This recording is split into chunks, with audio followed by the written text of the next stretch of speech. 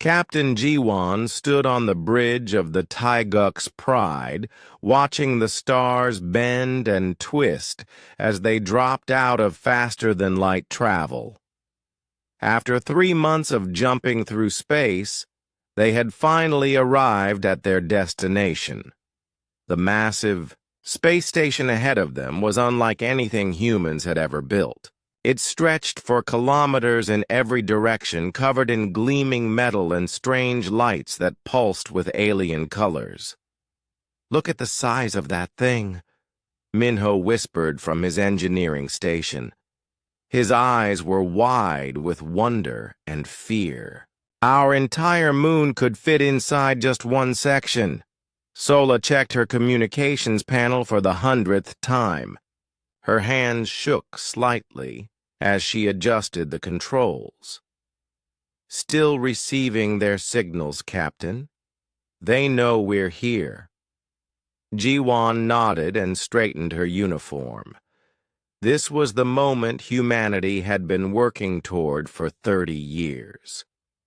Ever since they first heard alien voices speaking across the galaxy, Earth had dreamed of joining the galactic community. Now they were finally here, at the Harmony Nexus, the great meeting place of 12 different alien races.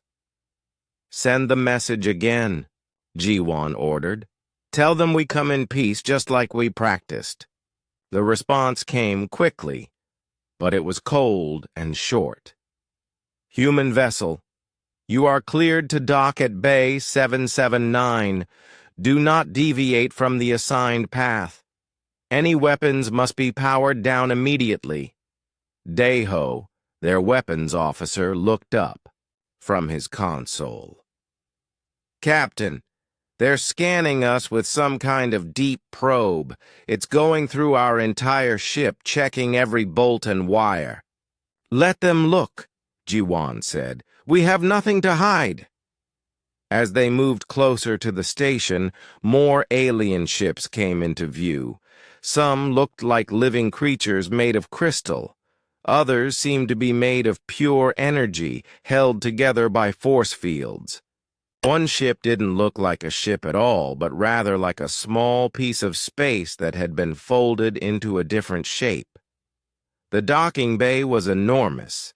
Their ship, which had seemed so large when they left Earth, looked tiny compared to the alien vessels around them. As they landed, Jiwan could see aliens moving around outside through the windows. Some walked on legs like humans, but others floated through the air or moved on dozens of tentacles. "Remember the plan," Jiwan told her crew as they prepared to leave the ship. "We're here to represent all of humanity. We show them that we're ready to be part of something bigger than ourselves." The airlock opened with a soft hiss. The air on the station was breathable, though it tasted strange and smelled like metal and ozone. A group of aliens waited for them in the docking bay. The leader was tall and made of what looked like living crystal. Its voice came from somewhere inside its body, sounding like wind chimes in a storm. "I am Council Chairman Zephyros of the Vorthak people," it said. "You are the humans who have requested to join our council." "Yes, sir," Jiwan replied, trying not to stare at the other aliens in the group. One looked like a cloud of glowing gas held in a clear container. Another was covered in fur and had 6 arms. "I am Captain Jiwan of Earth. We're honored to be here." Zephyros made a sound that might have been laughter, but it wasn't friendly. "Follow me. The council is ready to hear your request." They walked through corridors that seemed to stretch forever. The walls showed moving pictures of alien worlds, some beautiful beyond imagination, others completely strange. Jiwan saw oceans of liquid crystal, forests made of metal trees, and cities that floated in the clouds of gas giant planets. Your species is very young, Zephyros said as they walked. We have been watching you for only 50 of your years. That is less than a heartbeat in galactic time. We learn quickly, Jiwan said. We went from horse-drawn carriages to spaceships in just 200 years. Yes, we noticed your rapid development. We also noticed your wars. The council chamber was a huge round room with representatives from all 12 alien races sitting in a circle. In the center was a platform where the humans were told to stand.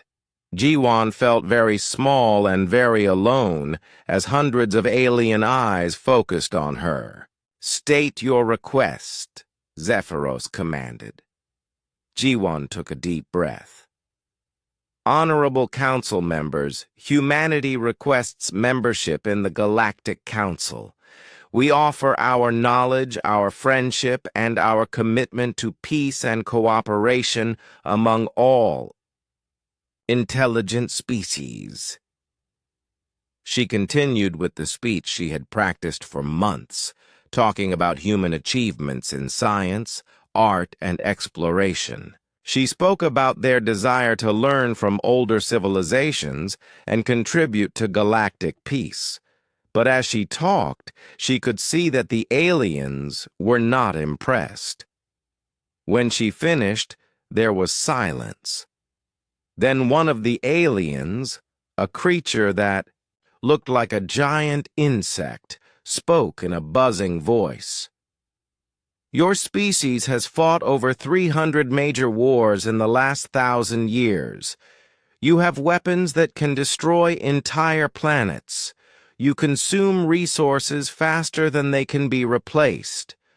You are divided into nearly 200 separate nations that can barely cooperate with each other. Another alien, this one resembling a tree with eyes, added, Your individuals act without considering the group. You make decisions based on emotion rather than logic. You are chaotic and unpredictable. But we're getting better, Jiwan protested. We haven't had a world war in over a century. We're working together more than ever before. 1 century is nothing, Zephyros said. The youngest member of our council had to prove 5,000 years of peaceful development before being accepted. You have not even unified your own planet. The vote was quick and unanimous. All 12 races voted against accepting humanity into the council. But that wasn't the worst part. Furthermore, Zephyros announced, this council declares that humanity is too dangerous to be allowed access to advanced galactic technology. We impose a quarantine on your species. No trade, no technology transfer, no communication will be permitted between Earth and any council member world. G1 felt like she had been punched in the stomach. You're cutting us off completely, but we came here in peace. And you may return in peace, Zephyros said. But you will return alone. When your species grows up, perhaps in a few thousand years, you may try again. The meeting was over. As they walked back to their ship, Minho shook his head in disbelief. They're treating us like children who can't be trusted with matches. No, Sola said quietly. They're treating us like wild animals that might bite. Back on the Taiguk's Pride, Ji-won sat in her captain's chair and stared at the alien station growing smaller on the screen. 30 years of hope and preparation had ended in complete rejection. Earth's first diplomatic mission to the galaxy had failed in the worst possible way. Captain, Deho called from his station. I'm picking up some strange readings on long-range sensors. There are massive energy signatures moving toward the galaxy from outside. Whatever they are, they're big and they're coming fast. Ji-Wan looked at the readings, but her heart wasn't in it. Probably just background radiation from some distant star. Log it in the report. As they prepared to jump back to Earth with news of their failure, none of them realized that those energy readings were the first sign of something that would change everything. Something was indeed coming from the darkness between galaxies, and when it arrived, the same aliens who had rejected humanity would desperately need the very qualities they had called too dangerous. The Taeguk's pride jumped into hyperspace, carrying news of humanity's rejection back to Earth. Behind them, the Harmony Nexus continued its slow orbit around the galactic core, its inhabitants comfortable in their certainty that they had made the right choice about the violent young species from the small blue planet. They would learn otherwise very soon. 6 months had passed since the Taeguk's pride returned to Earth with news of humanity's rejection. Admiral Hyun-woo stood in the Global Defense Council's war room, looking at the holographic display that showed the galaxy beyond their solar system. The rejection still stung, but what worried him more were the reports coming in from their deep space monitoring stations. "Show me the readings again," he ordered the technician. The display changed to show energy signatures moving at the edge of the galaxy. They were massive, far bigger than any ship humanity had ever detected, and there were thousands of them, all moving in the same direction, all heading toward the populated parts of the galaxy. "The signatures first appeared 8 months ago," the technician explained. "They're still too far away to get detailed scans, but whatever they are, they're definitely artificial, and they're definitely not friendly." Dr. Yoonji, Earth's top expert on alien life, studied the readings with growing concern. She had spent years analyzing the radio signals that various alien races broadcast across the galaxy. Lately, those signals had been changing. They were becoming more urgent, more frightened. "Admiral," she said, pointing to another part of the display, "I've been monitoring communications from the Quillex worlds. 3 of their colonies have gone completely silent in the past month. No radio signals, no responses to calls for help, nothing." The Quillex were one of the alien races that had voted against humanity's membership in the Council. They were a hive-minded species, where all individuals were connected through a shared consciousness. Their colonies were spread across dozens of worlds in the outer regions of the galaxy. "Could be equipment failure," Hyun-woo suggested, though he didn't sound convinced. "All 3 colonies at the same time? That's not likely." Yoonji pulled up intercepted Quillex communications. "Listen to this." The alien voices were high-pitched and rapid, speaking in harmonics that hurt human ears. But the translation software had improved enough to give them the basic meaning. The Quillex were panicking. They spoke of ships that looked like living creatures, of weapons that turned their own technology against them, of entire worlds being consumed. "They're talking about invaders," Yoonji said. "Something is attacking them from outside the galaxy." On the Quillex homeworld of Thessara, Hive Queen Thessala felt the fear of her people like a physical pain. The connection she shared with every Quillex in the galaxy meant that when her children died, she died with them a little bit. and lately, too many of her children had been dying. The first attack had come without warning. Scout ships from outside the galaxy had appeared at Colony, World Theta 7. The Quillex had tried to communicate, sending peaceful greetings in 100 different languages. The response had been immediate and brutal. Strange biomechanical ships had swarmed the colony's defenses, ignoring all attempts at surrender or negotiation. But the worst part wasn't the attack itself. It was what happened after. The invaders didn't just destroy the colony, they consumed it. Every Quillex, every building, every piece of technology had been absorbed into the alien ships. And somehow, the invaders had learned from what they consumed. Each attack after that had been more efficient, more devastating. Now 2 more colonies were gone, and the scout reports from the edge of Quillex space were terrifying.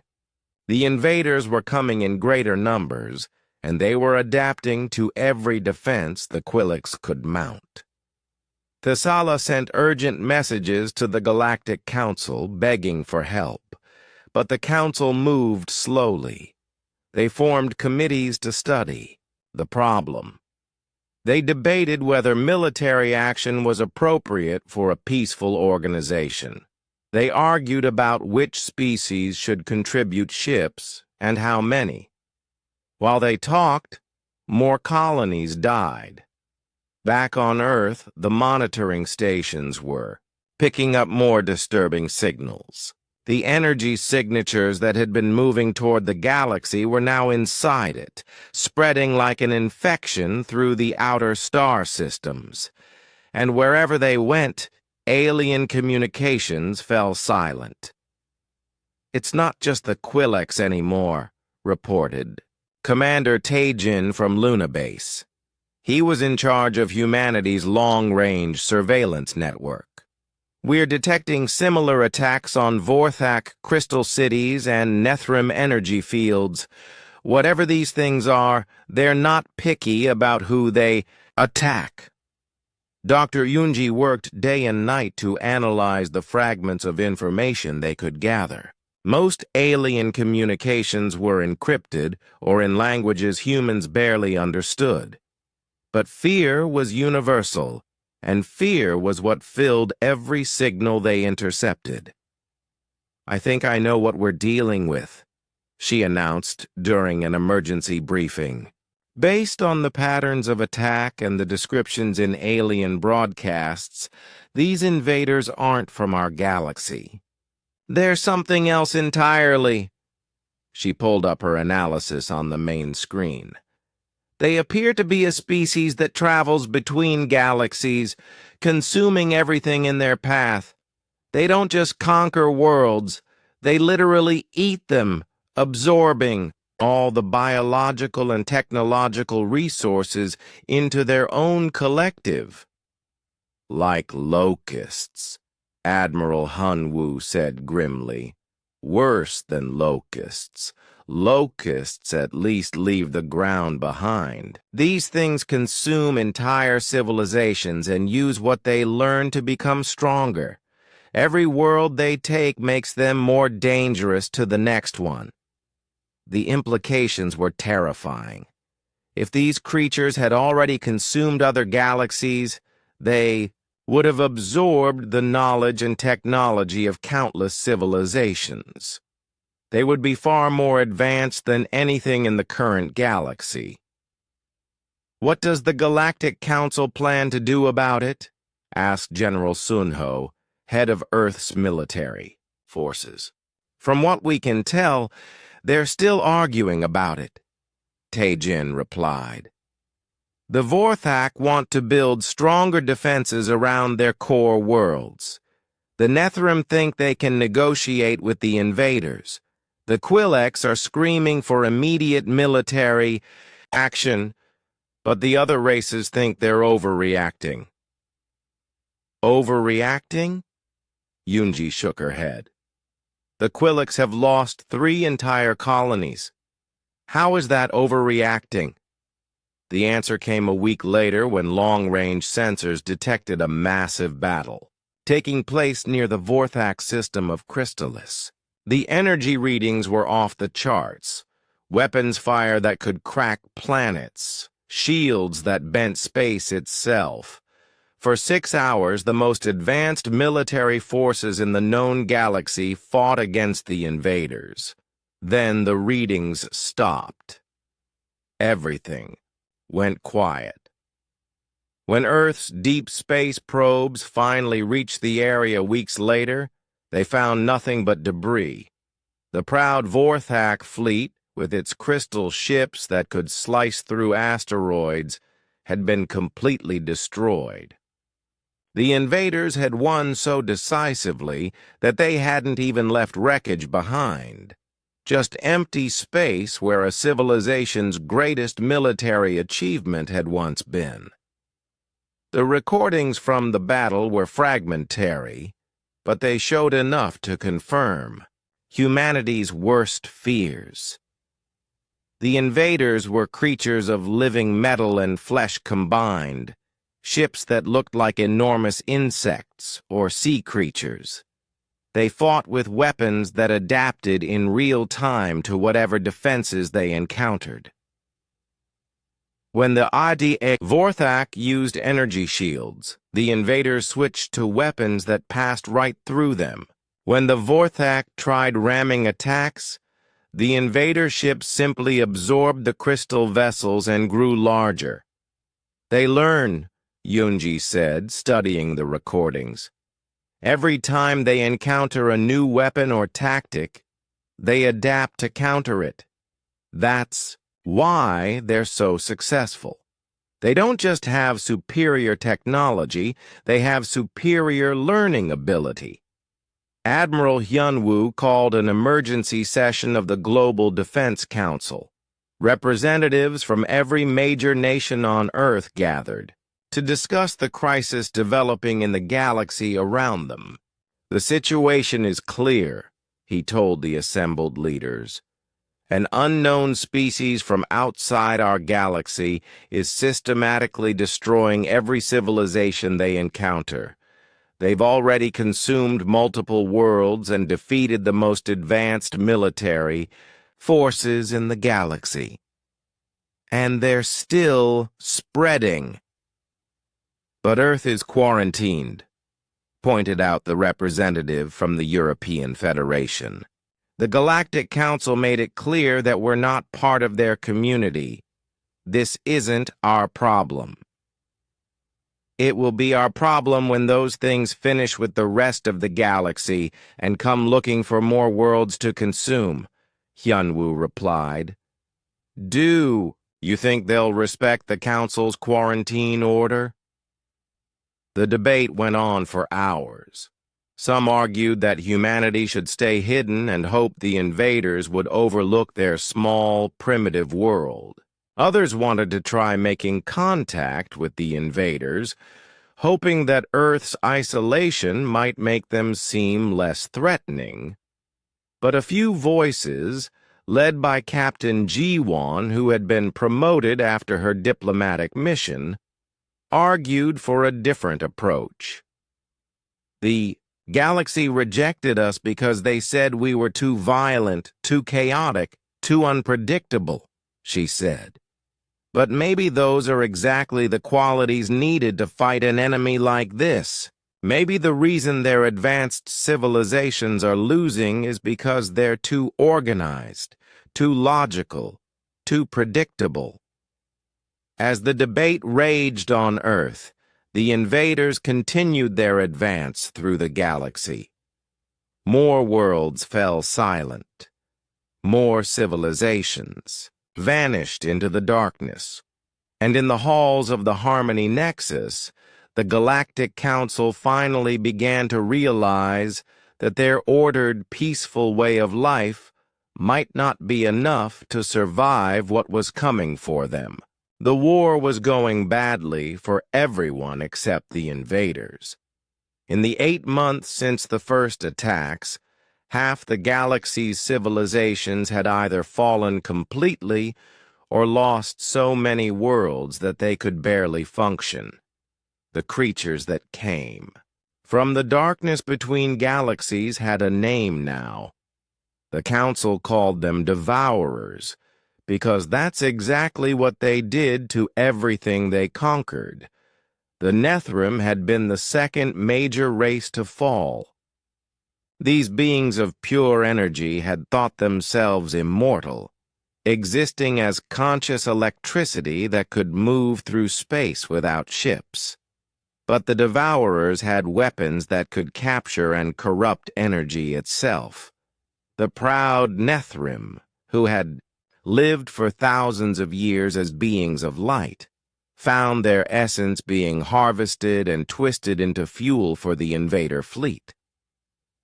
On the Great Council Station, Harmony Nexus, Chairman Zephyros faced the unthinkable. His crystal form, once perfect and gleaming, was now cracked and dimmed with stress. The reports coming in from across the galaxy were all the same: defeat, retreat, and the total consumption of entire worlds. "How many systems have we lost this week?" he asked his aide, though he dreaded the answer. 17 confirmed destroyed, sir. Another 23 have gone dark and are presumed lost. The Quilix have abandoned their outer colonies and are falling back to their core worlds. The Vorthak crystal cities on the rim are being evacuated. Zephyros looked at the tactical display that showed the galaxy. Red markers indicated Devourer presence, and there were far too many of them. The invasion had accelerated beyond all their models and predictions. What should have been a slow advance over years was happening in months.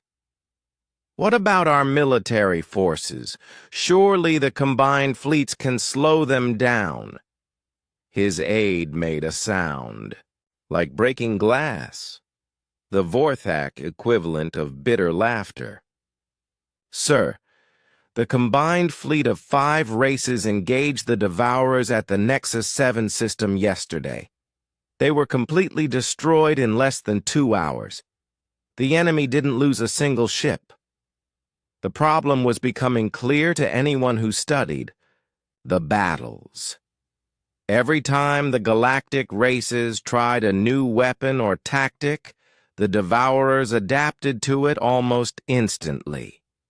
They learned from every encounter, growing stronger and more efficient with each victory. Their biomechanical ships could reshape themselves mid-battle, changing from fighters to bombers to boarding craft as needed. Meanwhile, the galaxy's civilizations fought the same way they had for millennia, with careful coordination and logical tactics. But logic was failing them. How do you plan against an enemy that learns your every move and counters it before you can even complete the thought? Commander Taijin piloted his stealth ship through the debris field that had once been the proud Quilix system of Harmony Falls. His mission was simple: gather intelligence on Devourer tactics and technology. But what he found in the wreckage was worse than anyone had imagined. The Devourers hadn't just destroyed the Quilix colony. They had studied it. Pieces of Quilix biotechnology were now integrated into the hulls of Devourer ships. The invaders had learned how to use the hive mind connection that made the Quilix so effective as a coordinated species. "This is insane," Taijin reported back to Earth. "They're not just winning battles. They're stealing everything their enemies know and using it against the next target. No wonder the galaxy's losing so badly." His stealth recordings showed Devourer ships that had grown larger and more complex since the early battles. What had started as purely biomechanical creatures now incorporated crystal technology from the Vorthak, energy manipulation from the Nethrim, and the coordination abilities of the Quillex. Each victory made them more dangerous than before. Dr. Nari, who had taken over the xenobiology department from Dr. Yunji, made a disturbing discovery while analyzing Tajin's data. The Devourers have a fatal weakness in their adaptation ability, she reported to Admiral Hyunwoo. But it's not what we hoped. Explain. They're incredibly good at learning from logical, predictable behavior. Their collective intelligence can analyze any coordinated military response and develop counters within minutes. But they seem to have trouble with truly random or irrational actions. She pulled up footage from one of the few successful attacks against Devourer forces. A damaged Vorthak ship, its crew dying and systems failing, had suddenly accelerated directly into the enemy formation. Instead of trying to escape or coordinate with friendly forces, it had simply rammed the nearest Devourer vessel at full speed. The collision destroyed both ships, but look at the Devourer response, Nari said. For almost 10 minutes after the collision, their entire formation was in chaos. Their collective intelligence couldn't understand why a rational being would choose certain death when other options existed. So individual sacrifice confuses them? Not just sacrifice, any behavior that doesn't follow logical patterns. But here's the problem. Nari's expression was grim. Most of the galaxy's civilizations are highly logical and cooperative.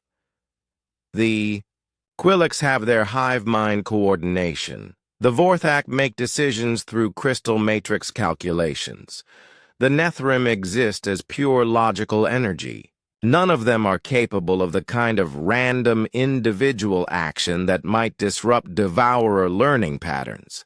The implications were clear and terrifying. The very qualities that made the galactic civilizations advanced and peaceful also made them perfect prey for the Devourers. Their orderly societies and logical thinking were exactly what the enemy could most easily understand and counter. On the dying world of Thesara, Hive Queen Thessala felt the last of her children falling to the Devourer advance. The perfect coordination that had made the Quillex successful for millions of years had become their doom. The enemy could predict every move her people would make because they always moved together, always thought together. In her final moments, as Devourer bioships began consuming her planet's core, Thessala realized the terrible truth. The galaxy needed something the advanced civilizations could not provide: chaos, unpredictability, individual action that defied logical analysis. She used the last of her strength to send a transmission across space. But she didn't send it to the other council races, who would receive it and debate it and form committees to study it. Instead, she sent it to the one species that the council had rejected for being too chaotic, too individual, too violent.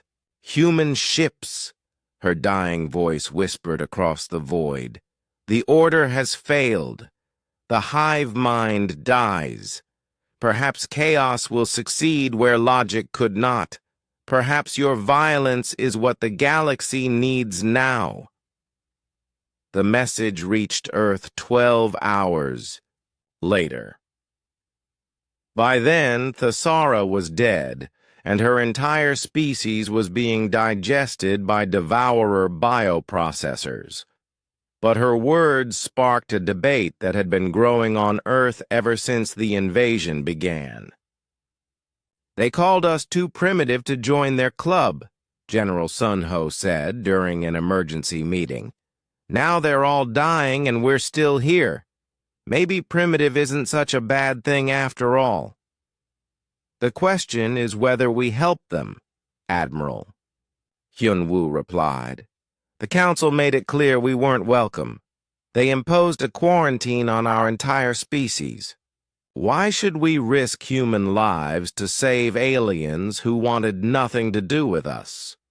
The debate split Earth's leadership. Many wanted to remain hidden, hoping that the devourers would overlook their small, isolated world. Others argued for trying, to make contact with the invaders, perhaps offering Earth's surrender in exchange for mercy. But Captain Ji-won, now promoted to Commodore after her diplomatic mission, had a different perspective.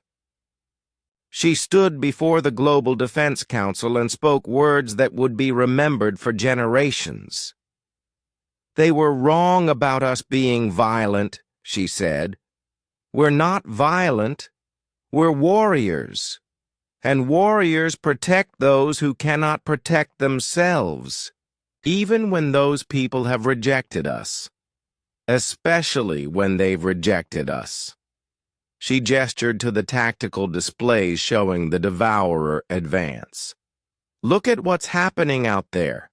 Entire civilizations are being erased from existence. Billions of beings are dying not because they're evil, but because they're not chaotic enough to fight an enemy that learns from logic.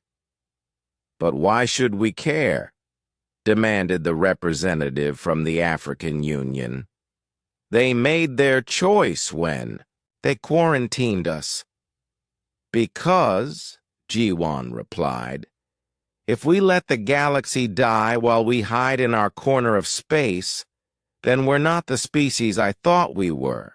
We're not the humans who climbed out of caves and reached for the stars. We're not the people who sailed across unknown oceans and walked on the moon. She paused, letting her words sink in. The galaxy thinks we're too violent, too chaotic, too unpredictable. But maybe those are exactly the qualities needed to win a war like this.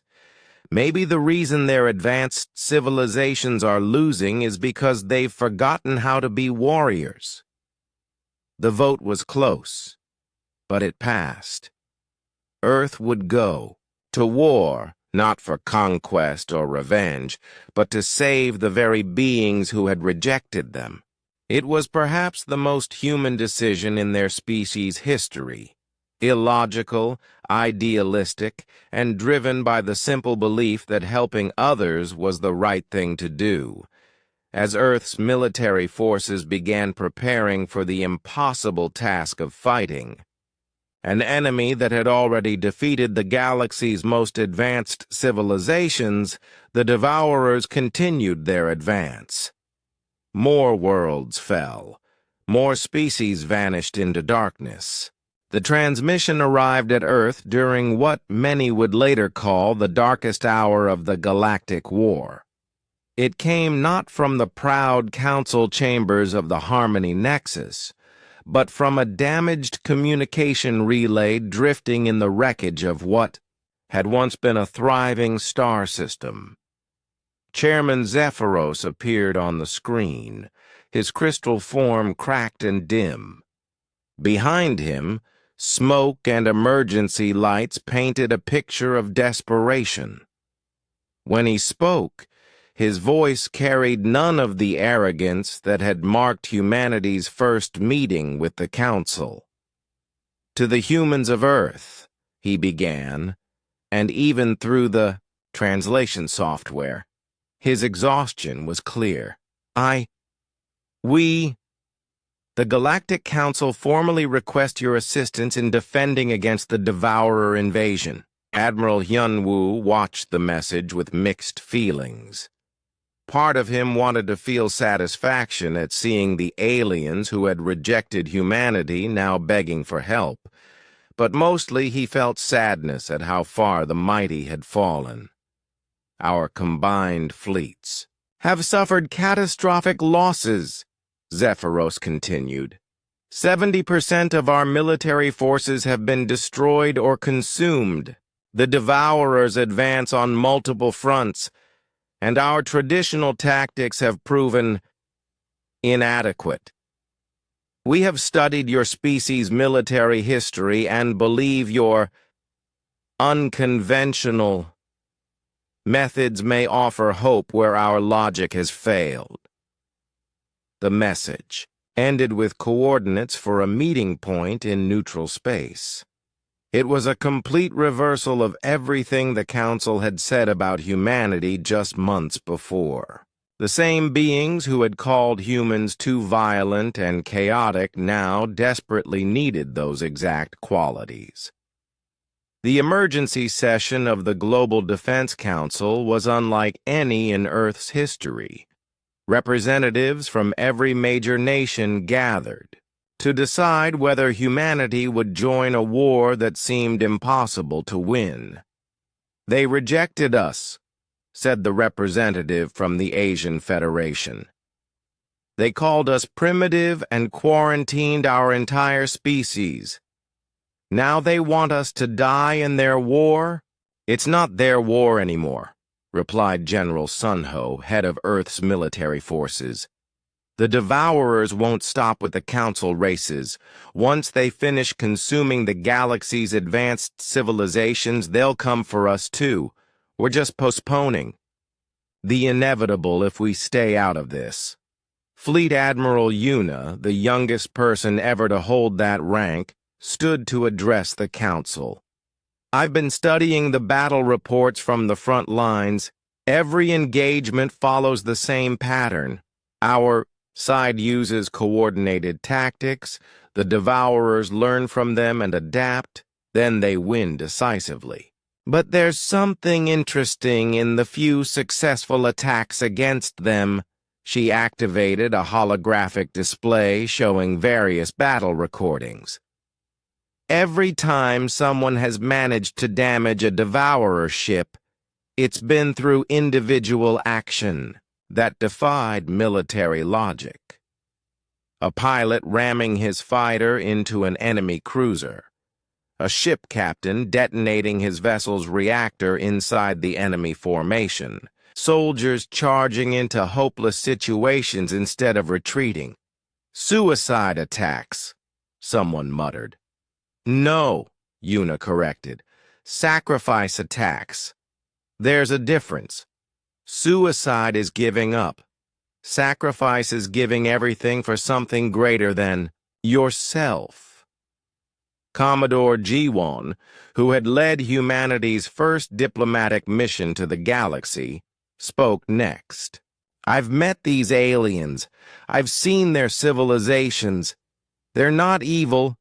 They're just different from us. They think in terms of collective good, logical outcomes, calculated risks, but sometimes the logical choice isn't the right choice. She gestured to the star maps showing the Devourer advance. Every species out there is facing extinction. Not conquest, extinction. The Devourers don't just want to rule the galaxy, they want to eat it. Every man, woman, and child of a dozen different races will be consumed if we don't act. But what can we possibly do that they can't? Asked the representative from the American states. Our technology is centuries behind theirs. Our ships are smaller, our weapons weaker, our defenses primitive by galactic standards. That's exactly why we might succeed where they failed, Admiral Hunwoo said. The Devourers beat them because they could predict and counter advanced logical tactics. But our tactics aren't advanced or logical. They're desperate and chaotic and built on the idea that sometimes you have to do the impossible. The debate continued for hours, but in the end, the decision was surprisingly unanimous. Earth would go to war not because they had to, but because it was right. President Juyuk signed the mobilization order that would commit humanity's entire military to a battle for the survival of civilizations that had rejected them. Within days, every shipyard on Earth and in the solar system was working around the clock. The Terran Expeditionary Force began assembling, a fleet that was primitive by galactic standards but represented the best humanity could offer. The flagship was the newly commissioned Soul's Vengeance, a massive dreadnought designed not for exploration, but for war. The human fleet jumped toward the galactic core 3 weeks later. As they traveled through hyperspace, Commodore G1, now commanding the Expeditionary Force, addressed her crews over the fleet communication system. "We're heading into a war that has already killed billions," she said.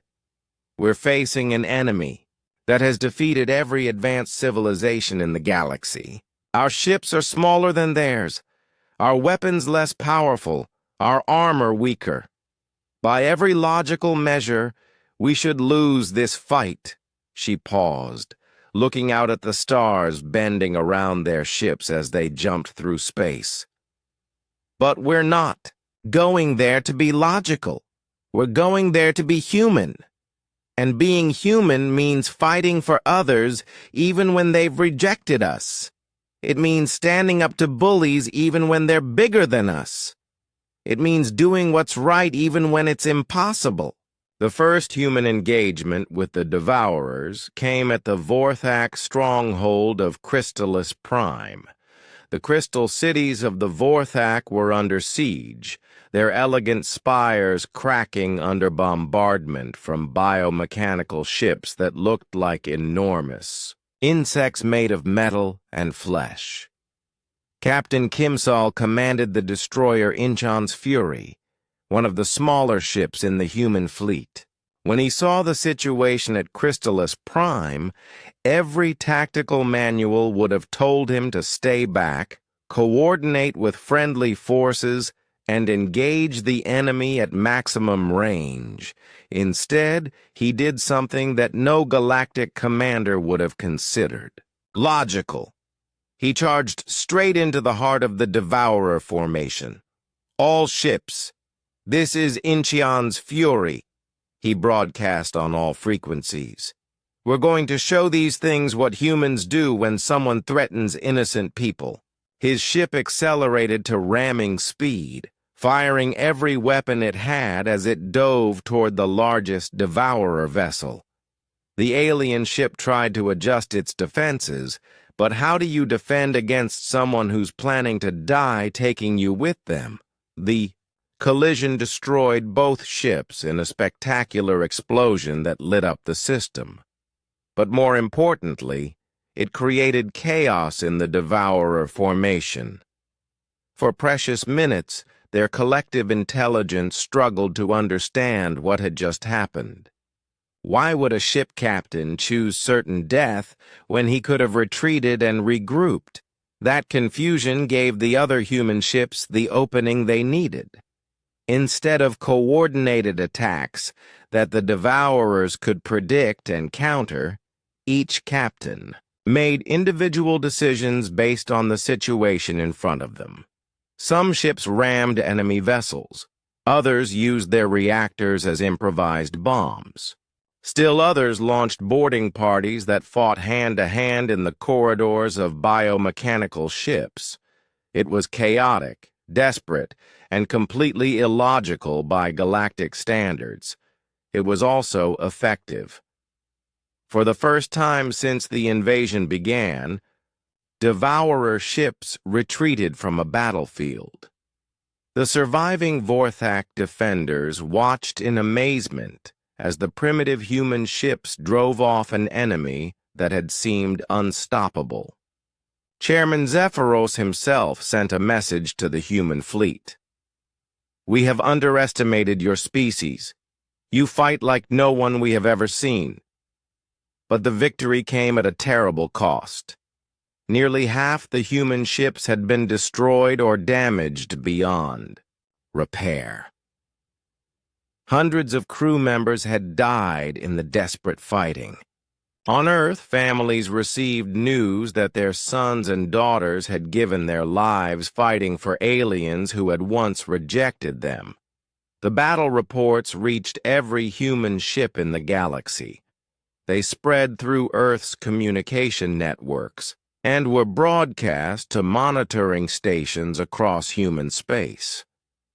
But instead of causing despair, they sparked something that the Devourers had never encountered in their conquest of other galaxies. A species that grew more determined in the face of sacrifice. Volunteer applications flooded Earth's military recruitment centers. Shipyards worked triple shifts to replace the lost vessels. Engineers developed new weapons designed not for efficiency, but for maximum damage in ramming attacks. Scientists created tactical doctrines based on the principle that sometimes the most effective strategy was to do exactly what the enemy least expected. Across the galaxy, the few surviving alien civilizations watched in wonder as humanity did something their advanced cultures had never learned. They turned loss into motivation, defeat into determination, and death into inspiration for the living. The Devourers had consumed civilizations across 17 galaxies. They had faced every type of advanced technology and military doctrine that evolution could produce. But they had never faced a species whose response to defeat was not to surrender or adapt, but to fight harder. The fire was spreading, not the literal fire of burning ships and exploding stations, though there was plenty of that across the galaxy. This was something different, something the Devourers had never encountered in their conquest of 17 other galaxies. It was the fire of hope. 18 months after the first human ships had charged into battle at Crystallis Prime, the war had changed completely. The tactical doctrines that humanity brought to the galaxy were spreading through the surviving alien civilizations like wildfire. The key insight, that victory came not from superior technology, but from superior will, was revolutionizing how the war was fought. Lieutenant Colonel Bora stood in the ruins of what had once been a beautiful Vorthak crystal city, training alien warriors in tactics that would have horrified their ancestors. The elegant crystal beings who had once made decisions through careful matrix calculations were learning to fight with desperate improvisation. "Remember," she told the group of Vorthak soldiers gathered around her, "your crystal structure is both your strength and your weakness. The Devourers have learned to turn your crystalline technology against you, but they haven't learned to defend against this." She demonstrated the technique that human advisors had developed specifically for Vorthak fighters. Instead of using their crystal bodies for protection, the warriors would deliberately shatter parts of themselves, turning their own substance into devastating fragmentation weapons. "If you're going to break," Bora said, repeating the motto that had become legendary throughout the galaxy, "break on the enemy." The Vorthak warriors practiced the new tactics with the dedication of beings who had seen their homeworlds consumed. They learned to sacrifice parts of themselves for tactical advantage, to choose individual action over collective coordination, to make decisions based on instinct rather than calculation. On the other side of the galaxy, Major Wanshik was working with the surviving Nethrim energy beings. These creatures of pure electricity had once thought themselves immortal, but the HFY devourers had weapons that could capture and corrupt energy itself. Now the Nethrim were learning something their species had never considered: how to weaponize their very life force. "Your existence is energy in its purest form," Wanshik explained, to a gathering of Nethrim commanders. "The Devourers can steal your energy and use it against you. But what they can't do is defend against energy that's been deliberately destabilized." He showed them recordings from recent battles where Nethrim fighters had overloaded their own containment fields, turning themselves into living bombs that could obliterate entire Devourer ships. It was a technique that guaranteed death for the Nethrim involved, but it also guaranteed that their sacrifice would matter. "You've lived for thousands of years," Wanshik said, "but sometimes choosing how to die is more important than choosing how to live." The transformation wasn't limited to military tactics. Across the galaxy, alien societies that had been rigid and orderly for millennia were learning to embrace chaos and individual initiative. The Quillic survivors, no longer bound by their hive mind after the death of their queen, discovered that individual Quillics could make decisions faster and more unpredictably than any collective intelligence. The war's turning point came at the Battle of Nexus Gate, the massive space station that controlled access to the galaxy's central trade routes. If the Devourers captured it, they would be able to cut the surviving civilizations off from each other completely. Fleet Admiral Yuna commanded the desperate defense of Nexus Gate with a combined force of human, Vorthak, and Nethrim ships. The enemy fleet outnumbered them 10-1, and every tactical analysis said the battle was hopeless. The logical choice would have been to evacuate the station and fall back to more defensible positions. Instead, Yuna made a decision that shocked even her own officers. "All ships, this is Admiral Yuna," she broadcast to the fleet.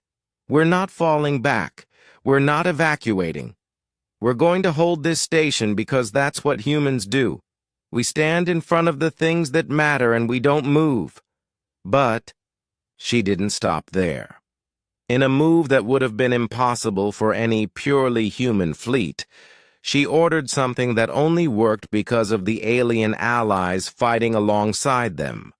"All human vessels, prepare for ramming speed. Vorthak crystal. Ships, prepare fragmentation charges. Nethrim energy fighters, prepare for overload detonation. We're going to hit them with everything we've got all at once." The battle that followed was unlike anything in galactic history. Human ships charged straight into the enemy formation, while Vorthak fighters shattered themselves into deadly crystal storms. Nethrim beings overloaded their energy forms to create explosions that tore holes in space itself.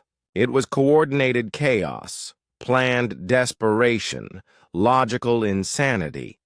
The collision between Admiral Yuna's flagship and the largest Devourer vessel created an explosion so massive it was visible from 3 star systems away.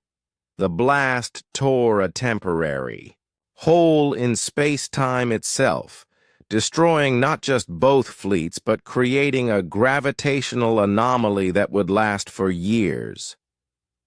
Yuna died in that explosion, along with most of her fleet, but her sacrifice bought something precious: time. The Devourers. Main assault force was gone, and their secondary forces were scattered and confused. For the first time since the invasion began, the survivors had breathing room to plan a counterattack. Captain Minsu, one of the few human survivors of the battle, led the evacuation of Nexus Gate's civilian population. As his transport ships lifted off from the burning station, he could see Devourer bioships in the distance, already beginning to consume the wreckage of the battle. "Sir," his communications officer reported, "we're receiving a transmission from the planet below. It's from a group of Quilix civilians who were hiding in underground shelters. The message was simple. Thank you for not abandoning us. We know what your people sacrificed for ours." Similar messages were coming in from across the galaxy. The human willingness to die for beings who had once rejected them was inspiring changes that went far beyond military tactics. Alien civilizations that had been coldly logical for millions of years were learning about concepts like honor, sacrifice, and fighting for others rather than just for themselves. But the most important change was in how the Devourers themselves were responding to the war. For the first time in their existence as a species, they were showing signs of confusion and adaptation problems. Their collective intelligence, so effective against orderly civilizations, was struggling to counter humanity's chaotic creativity and self-sacrificial tactics. Intelligence reports from captured Devourer bioships showed that their adaptation algorithms were becoming unstable. They had evolved to learn from logical opponents who fought to win. But humans and their alien allies weren't just fighting to win. They were fighting to make their deaths meaningful. The Devourers could counter superior technology and clever tactics, but they couldn't counter pure determination. The enemy began avoiding direct engagement with human-led forces, preferring to attack undefended worlds and civilian targets. But this strategy backfired spectacularly. Every civilian massacre only made the Allied forces fight harder. Every destroyed world became a rallying cry for more desperate attacks. On Earth, the factories worked around the clock to replace the ships, and weapons being consumed in the Galactic War. But more importantly, Earth's military academies were training a new generation of officers in what was being called human doctrine. The idea that the most effective military strategy was sometimes to do exactly what the enemy least expected, even if it seemed suicidal. Dr. Nari, now leading a joint human-alien research team, made a breakthrough that would prove crucial in the war's final phase. She discovered that the Devourers' collective intelligence had a fundamental flaw. It could learn from individual encounters, but it couldn't adapt to truly random behavior patterns. They're like a computer trying to solve a math problem, she explained to Admiral Hyan-Wu. They can handle any equation you give them, no matter how complex. But if you give them pure randomness, true chaos with no pattern to learn from, their entire system starts to break down. This discovery led to the development of new tactics based not on careful planning, but on deliberate unpredictability. Human commanders began making battle decisions by rolling dice, drawing cards, or using other random methods. Alien allies learned to trust their instincts over their calculations.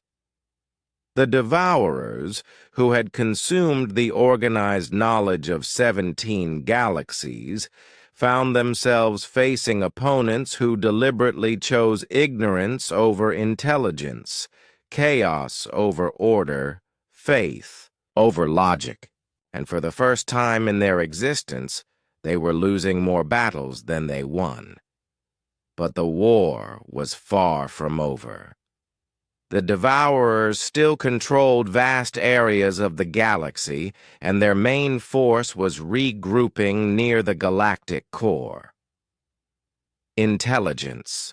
Reports suggested they were building something massive, a weapon or facility that could turn the entire galaxy's central black hole into a launching point for attacks on neighboring galaxies. If they succeeded, not just this galaxy, but the entire local galaxy cluster would be consumed. The stakes were about to get much higher, and humanity was about to face its greatest test. The final battle began at the edge of forever. 2 years after the first human ships had charged into desperate combat, the war had come to the ancient galactic core, where massive stars burned bright and close together around the supermassive black hole that held the entire galaxy in its gravitational embrace. Fleet Marshal Sang-min, who had once been Communications Officer Sola on the Taeguk's Pride, stood on the bridge of the combined fleet's flagship. Around her, the last military forces of a dozen civilizations prepared for what everyone knew would be the war's final battle. If they failed here, there would be no retreat, no regrouping, no second chances. The Devourers had built something terrible in the galactic core. Intelligence reports called it a conversion facility, a massive biomechanical structure that was slowly feeding matter from nearby star systems into the central black hole. But this wasn't destruction for its own sake. The facility was turning the black hole itself into a weapon, a gravitational cannon that could launch devastating attacks across intergalactic distances. "They're not just trying to finish conquering our galaxy," reported Commander Jinwoo from the Intelligence Division. "They're building a weapon that can destroy entire galaxy clusters from billions of light years away. If they succeed, every civilization in the local group will be wiped out." The combined fleet was a sight that would have been impossible to imagine when the war began. Human destroyers flew alongside Vorthak crystal ships that had been rebuilt as improvised ramming vessels. Nethrim energy beings piloted fighters designed to overload and explode on contact with enemy ships. Even individual Quilix, free from their hive mind constraints, commanded their own vessels with the unpredictable creativity they had learned from human tactics. But they were still vastly outnumbered. The Devourers had been building their forces for 2 years, growing stronger with every world they consumed. Their bioships now incorporated technology stolen from every major galactic civilization, making them more dangerous than ever. "All ships, this is Fleet Marshal Sang-min," she broadcast to the fleet as they approached the galactic core. 2 years ago, the galaxy rejected humanity because they said we were too violent, too chaotic, too dangerous. Today, we're going to prove them right on all counts. The battle began with the largest ramming attack in galactic history. Instead of trying to match the Devourers' superior firepower, the entire combined fleet charged directly into the enemy formation. It was a tactic that no logical military mind would have considered. Deliberate, coordinated chaos that threw away every advantage of modern space warfare. The Devourers tried to adapt, but how do you counter an entire fleet that's planning to die taking you with them? Their collective intelligence, which had successfully analyzed and defeated every military doctrine in 17 galaxies, finally encountered something it couldn't understand. Warriors who measured victory not by survival, but by how much damage they could do while dying. Captain Hyun Sung commanded the human cruiser Busan's Wrath in a desperate boarding action against a devourer bioship the size of a small moon. His Marines fought corridor-to-corridor battles in the creature's acidic interior, using weapons that were primitive by galactic standards but devastatingly effective at close range. "Remember," he told his troops as they prepared to assault the bioship's central nervous system, "we're not trying to capture this thing. We're trying to hurt it so badly that it can't hurt anyone else." The boarding action succeeded, but at a terrible cost. Hyun Sung and most of his Marines died when they detonated their ship's reactor inside the bioship's brain cavity. The explosion didn't just destroy the enemy vessel. It sent feedback through the Devourer communication network that temporarily stunned their entire fleet. Across the battlefield, similar scenes played out. Vorthak crystal bombers sang human war songs, translated into harmonic frequencies as they shattered themselves against enemy hulls. Nethrim energy beings chanted earth poetry as they overloaded their containment fields in the heart of Devourer formations.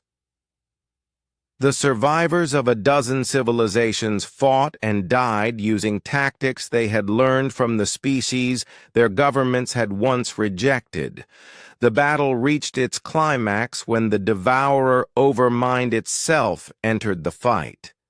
This wasn't just another bioship, but the collective intelligence of the entire species made manifest in physical form. It was a creature of living metal and corrupted energy that stretched for kilometers through space, incorporating the stolen knowledge of every civilization the Devourers had ever consumed. The Overmind spoke directly into the minds of every being in the system, its voice carrying the accumulated wisdom of 17 destroyed galaxies. "Your resistance is mathematically impossible," it declared. "We have absorbed the tactical knowledge of countless civilizations. We know every strategy, every weapon, every method of warfare that evolution has produced. You cannot defeat us, because we are the sum of all military knowledge in the universe." Fleet Marshal Sangmin felt the alien presence pressing against her consciousness, trying to crush her will with the weight of inevitable defeat.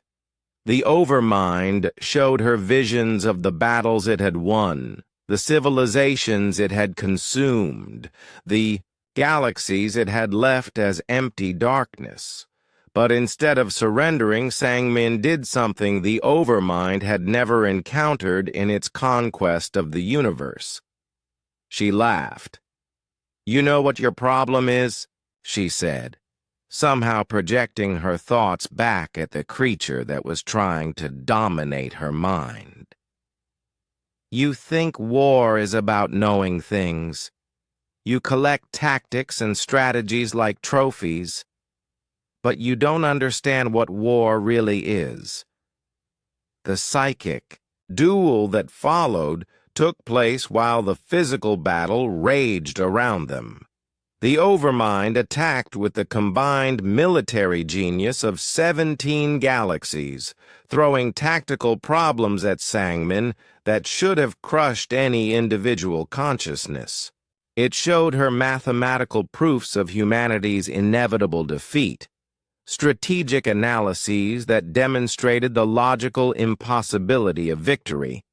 But Sangmin responded with something the collective intelligence couldn't understand or counter: pure, human stubbornness.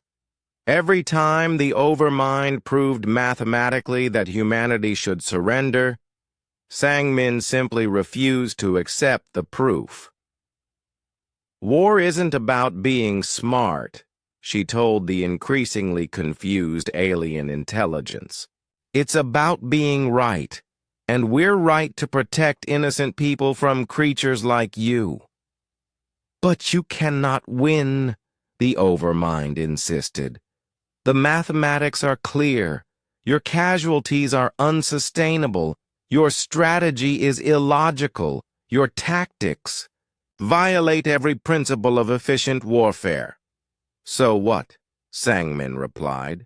We're not fighting because we can win.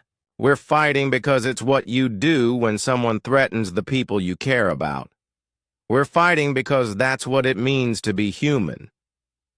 The Overmind's confusion created the crucial moment of vulnerability that the Allied fleet had been waiting for.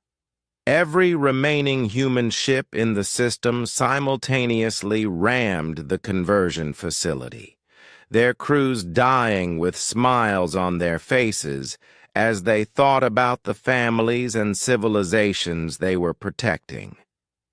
The resulting explosion was visible from other galaxies. The conversion facility, the Devourer fleet, and most of the attacking force were vaporized in a blast that temporarily outshone the galactic core itself. The explosion scattered the surviving Devourer forces and destroyed their ability to coordinate as a collective intelligence. The war was over. The Devourers still existed in small, scattered groups throughout the galaxy, but without their Overmind and their massive conversion facility, they were no longer a threat to entire civilizations.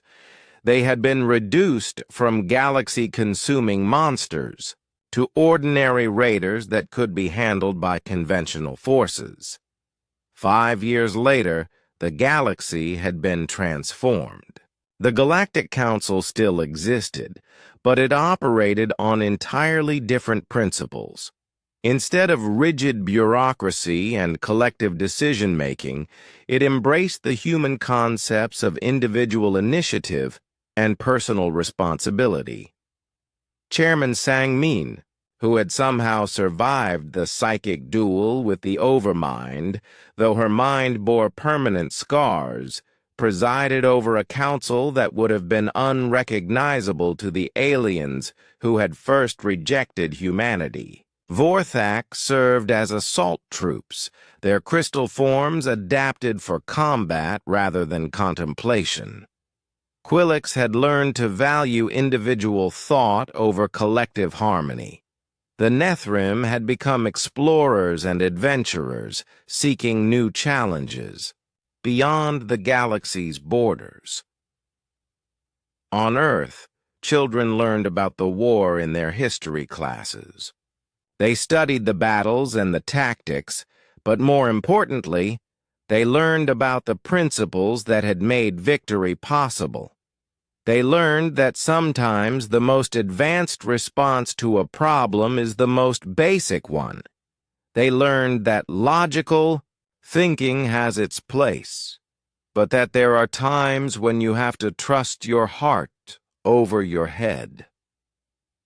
The memorial at the galactic core bore a simple inscription in every known language. When the galaxy turned its back on us, when others fell silent, before the dark we spoke with flame, we are the guardians now. But perhaps the most important change was in how the galaxy thought about violence and warfare itself. The advanced civilizations had learned that there was a difference between being violent and being warriors. Violence was destructive and selfish, but being a warrior meant being willing to fight and die to protect others, even when those others had rejected you.